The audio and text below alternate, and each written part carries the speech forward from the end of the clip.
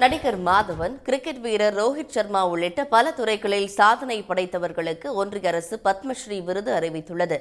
இதில் தமிழ்நாட்டை சேர்ந்த 10க்கும் மேற்பட்டோருக்கு விருதுகள் அறிவிக்கப்பட்டுள்ளது. குடியரசு தினத்தை முன்னிட்டு நாட்டின் மிக உயரிய குடிமை விருதுகளான பத்ம விருதுகள் அறிவிக்கப்பட்டுள்ளன.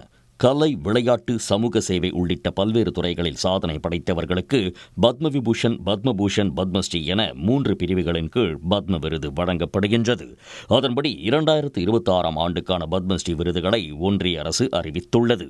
இதில் தமிழ்நாட்டைச் சேர்ந்த கால்நடை மருத்துவ ஆராய்ச்சியாளர் புண்ணியமூர்த்தி நடேசன், ஓதுவார் திருத்தணி சுவாமிநாதன், சிற்பக் கலைஞர் ராஜா காளியப்பன், திருவாரூர் பக்தவச்சலம் உள்ளிட்டோருக்கு விருதுகள் அறிவிக்கப்பட்டுள்ளது. அன்னைக்கு முதல்வராக இருந்த தமிழ்நாடு கலைஞர் அவர்கள் அதை தனி ஒரு வாரியமாக அமைச்சு அந்த துறையில் இந்த கைவினை கலைஞர்களை மேம்படுத்துறதுக்கு நிறைய காரியங்கள் பண்ணணும்னு சொல்லிட்டு தமிழ்நாடு கைத்தற தொழில் வளர்ச்சி கழகம்னு சொல்லிட்டு ஒரு நிறுவனத்தை அவர் உருவாக்கினார். அது ஒரு கார்ப்பரேஷன். அந்த கார்ப்பரேஷனில் தான் இந்த மாணவர்களுக்கெல்லாம் முறைப்படி பயிற்சி கொடுக்கப்பட்டது.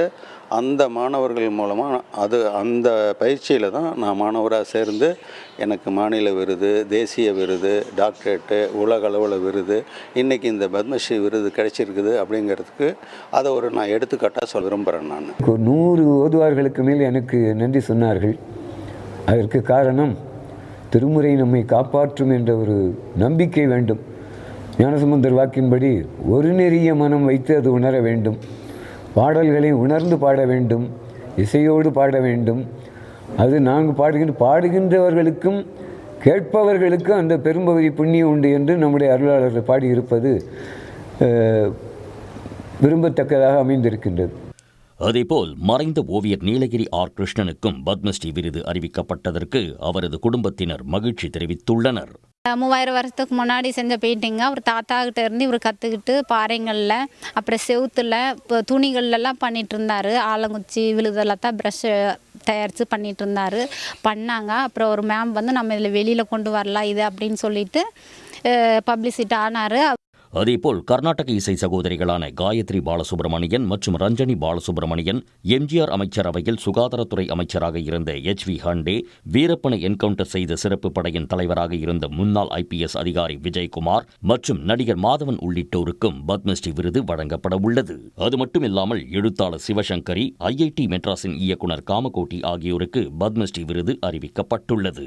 மேலும் கிராமப்புற சிறுவர்களுக்கும் இளைஞர்களுக்கும் கட்டணமில்லாமல் சிலம்பக்கலையை பயிற்றுவித்து வரும் புதுச்சேரியைச் சேர்ந்த சிலம்ப கலைஞர் பழனிவேலுவுக்கும் பத்மஸ்ரீ விருது அறிவிக்கப்பட்டுள்ளது.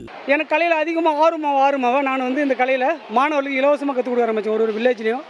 அப்புறம் என்னோட 2002 என்னோட மன்றம் ஒன்று ஆரம்பித்தேன். மாமல்லன் சிலம்பம் மற்றும் நாட்டுப்புற கலை வளர்ச்சி கழகம் அப்படின்ற சிலம்பாட்டு கழகத்தை ஆரம்பித்த காலத்திலேருந்து இன்னி வரைக்கும் இலவசமாக தான் மாணவர்களுக்கு கற்றுக் கொடுக்குறேன். ஏன்னா இந்த கலையில் பெரும்பாலும் ஏழை மாணவர்கள் தான் அதிகமாக கற்றுக்குவாங்க. அதனால் இந்த கலையில் அவங்களுக்கு இந்த கலையை நான் கற்றுக் கொடுத்தனால நிறைய விருதுகள் நம்ம வாங்கியிருக்கிறோம். அவ்வளோ விருது வாங்கியிருந்தா கூட, ஆனால் இந்த மனிதனுக்கு ஒரு அங்கீகாரம் கொடுக்குற விருது பார்த்தீங்கன்னா பத்மஸ்ரீ விருது தான்.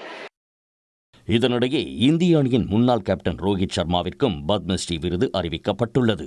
பத்ம விருதுகளுக்கு தேர்வான விருதாளர்கள் அனைவருக்கும் டெல்லியில் விரைவில் நடைபெறும் விழாவில் விருதுகள் வழங்கப்பட உள்ளன. உடனுக்குடன் செய்திகளை தெரிந்து கொள்ள சன் நியூஸ் பெல் ஐகானை கிளிக் பண்ணுங்க.